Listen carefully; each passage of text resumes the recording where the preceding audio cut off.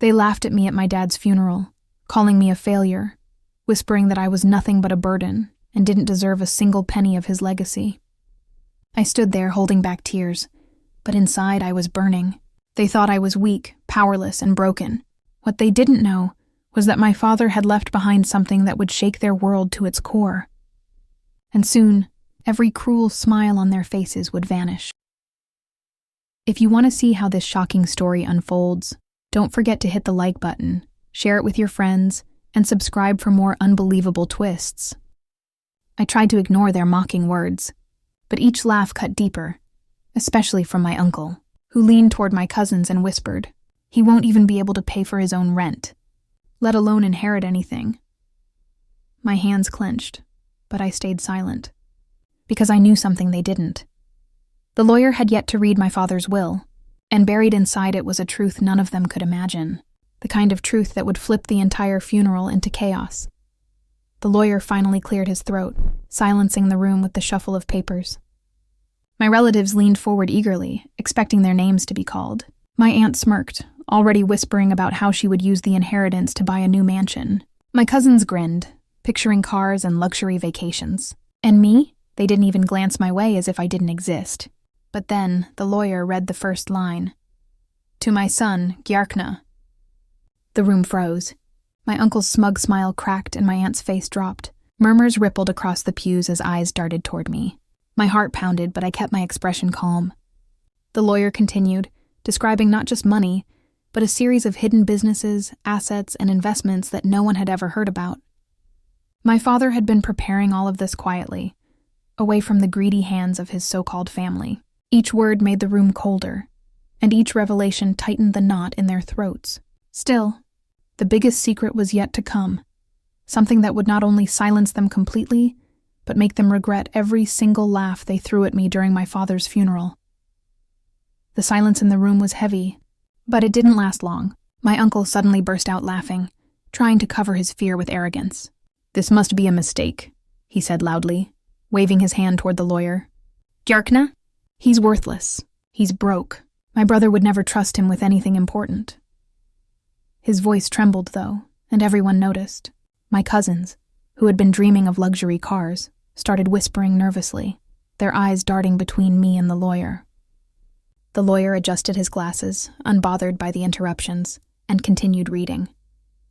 My father had been a man who never showed his true cards to anyone, not even his closest relatives. While everyone thought he was just running a small business, in reality, he had quietly invested in properties, technology, and even international companies. All of it was written under my name. Gasps echoed across the hall as the numbers grew bigger and bigger, millions in shares, multiple estates, and secret accounts that none of them had ever imagined. My aunt's face turned pale and she suddenly stood up. "This isn't fair. He didn't deserve this. We took care of your father when you weren't around." Her words were sharp, but her shaking hands betrayed her desperation. I finally looked at her and calmly replied, "You didn't take care of him. You took advantage of him, and he knew it." That single sentence silenced her instantly, but the lawyer wasn't finished. He leaned forward, his voice steady, and revealed the clause that made every jaw drop. My father hadn't just left me the fortune. He had left me controlling shares in the family business. The same business my uncle had been bragging about for years, pretending it would all be his. My uncle's chair screeched back as he jumped to his feet, his face red with rage. "This is impossible. He built this company with me. With me." The lawyer glanced at him, then back at the papers. "No," he said firmly. "According to your brother, you only ever tried to take from him. But Gyarkna was the only one he trusted to carry his legacy." Every eye was on me now. The boy they laughed at, the man they mocked, was suddenly standing on top of everything they thought belonged to them. But the best part was still hidden, because my father had left one final condition in the will, a condition that would expose their greed in the most humiliating way possible. My chest tightened as the lawyer unfolded the final page, and I could see the color draining from my relatives' faces. They weren't just nervous anymore, they were terrified. My father had always been clever, and everyone in that room knew he wouldn't leave his empire without one last test. The lawyer's voice grew sharper as he read aloud. "To my family members, I leave nothing, unless they can prove in front of witnesses, that they supported my son Giarkna when he needed them most. If they cannot, everything goes solely to him. The room exploded. My uncle slammed his fist on the table. My aunt shouted that it was unfair, and my cousins started arguing with each other, trying to invent stories about how they had helped me. But the truth was undeniable. Every single person there had mocked me, abandoned me, and laughed at me when I was struggling. They couldn't twist the past, not with the lawyer holding records, letters, and even voice messages that my father had collected over the years. I stood there, silent, watching them scramble like vultures who had suddenly realized the prey was alive and stronger than ever. My uncle pointed at me, his voice cracking. "This boy doesn't deserve it. He never worked for anything." But I stepped forward and locked eyes with him. "You're right about one thing," I said quietly. "I never worked for you.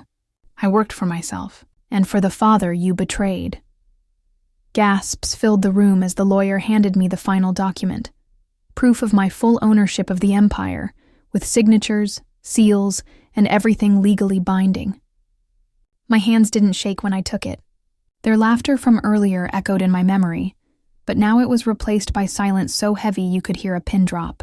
What none of them knew, however, was that I had my own surprise waiting, something even my father hadn't written in the will, a move I had been planning quietly for years, one that would not only crush their pride, but also show them just how powerless they really were compared to the failure they mocked. I looked around the room, at the same people who once sneered at me for wearing old shoes, for taking buses while they flaunted their cars, for being the nobody of the family. Now their expensive clothes and jewelry meant nothing. Their power meant nothing, and I was about to prove it. I cleared my throat and said calmly, "Before my father died, I promised him I wouldn't just inherit what he built. I would build something of my own. Something bigger." My words made them shift uncomfortably. My aunt rolled her eyes, whispering, "Here comes his fantasy again." But I wasn't bluffing. I reached into my jacket and pulled out a folder. Inside were documents stamped and sealed with government approvals, business licenses, and international contracts. My cousin leaned forward to peek and his jaw dropped. The lawyer adjusted his glasses, reading the top page, and his eyes widened. This isn't your father's business," he muttered. "This is yours." Every head in the room turned toward me. My father's empire was worth millions, but what I had quietly built in the shadows was worth far more. While they laughed at me, I had been buying property under different names, investing in startups they never heard of, and even owning shares in companies they idolized. The silence cracked when my uncle shouted, "Impossible! Where did you get the money?" I smiled faintly. "From the opportunities you all ignored while you were too busy mocking me."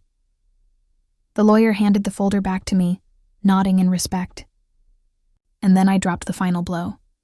"Starting today, none of you will live in Father's estate.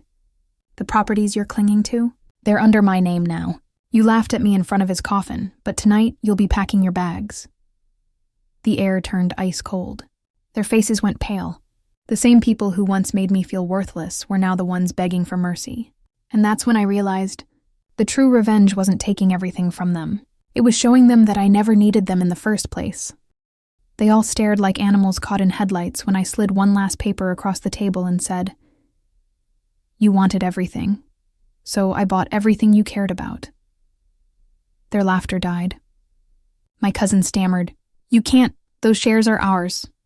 I tapped the contract. "They were, until I quietly bought them one by one while you were busy mocking me." The room exploded in shouting, but I stayed calm and laid out the truth. I hadn't taken the house to gloat. I'd put it under a trust for the staff who kept it running for years, and I'd transferred control of the family company to a board that pays employees fairly. Their faces went red when the lawyer read clauses that stripped their voting rights, unless they publicly apologized and proved they'd changed. My uncle lunged, my aunt begged, my cousin tried to bargain. Every attempt only made the lawyer flip another page that sealed their losses. The biggest twist came when I told them the money I used wasn't from some secret inheritance at all, but from my business, built quietly, under names they never bothered to check, businesses they used to sneer at. "You thought I was nothing," I said, "so you never watched. I watched every mistake you made. I gave them one choice, accept help and learn to be decent, or walk away and keep their pride. They chose pride. I watched them pack their expensive things and leave, and I felt something I never expected. Relief, not joy. In the end, I didn't break them for sport. I fixed what they'd broken for years, the lives of the people they ignored. As they walked out, my neighbor from the garage hugged me and whispered, "You did the right thing." I nodded, because finally I had.